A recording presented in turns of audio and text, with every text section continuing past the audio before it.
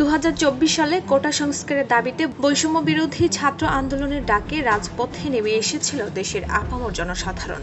সেই আন্দোলনের জেরেই দেশ দীর্ঘ 16 বছরের ফ্যাসিস্ট হাসিনার স্বৈরশাসন থেকে মুক্তি পায়। যাদের ডাকে স্বৈরশাসকের গুলির সামনে দাঁড়িয়েছিল দেশের ছাত্র জনতা, তারাই এখন মারধরের শিকার হচ্ছেন বলে বিভিন্ন সময় জানা যাচ্ছে। স্বাভাবিকভাবেই প্রশ্ন উঠেছে, কয়েক মাসের মধ্যেই বৈষম্য বিরোধী ছাত্র আন্দোলনের নেতারা কেন মার খাচ্ছেন? গত এক মাসে বিভিন্ন গণমাধ্যমে প্রকাশিত সংবাদ বিশ্লেষণ করে দেখা যায়, রাজধানী ঢাকা ছাড়াও দেশের বিভিন্ন স্থানে বৈষম্য বিরোধী ছাত্রদের উপর অন্তত 7টি হামলা মারধরের ঘটনা ঘটেছে। গত 16 মার্চ কুষ্টিয়ায় বৈষম্য বিরোধী ছাত্র আন্দোলনের নেতাকর্মীদের উপর হামলার ঘটনা ঘটে। এতে এনসিপি নেতাসহ বৈষম্য বিরোধী ছাত্র আন্দোলনের 15 জন আহত হন। 24 মার্চ হাতিয়ায় হামলার শিকার হন বৈষম্য বিরোধী ছাত্র আন্দোলনের অন্যতম সমন্বয়ক আব্দুল হান্নান মাসুদ।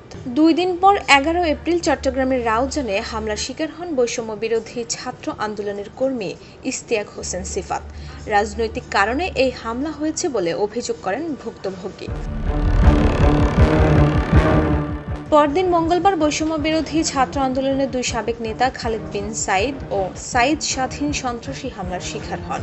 তাদের অভিযোগ, কিছুদিন আগে রামুরচিন্দা বসুন্ধরা এলাকায় একটি বাণিজ্য মেলায় চলমান জুয়ার আসর বন্ধ করায় তাদের উপর এই হামলা করা হয়েছে। সর্বশেষ গত বৃহস্পতিবার চট্টগ্রাম নগরের উত্তর কাট্রলির আলহাজ মোস্তফা হাকিম ডিগ্রি কলেজে 3 দফা হামলার শিকার হন বৈষম্য বিরোধী ছাত্র আন্দোলনের নেতাকর্মীরা। এসব ঘটনায় এখনো পর্যন্ত বড় কোনো আইনি পদক্ষেপ নেওয়া হয়নি।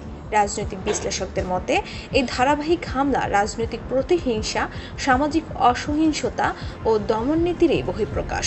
ফলে ছাত্র রাজনীতির ভবিষ্যৎ নিয়েই উদ্বেগ বাড়ছে।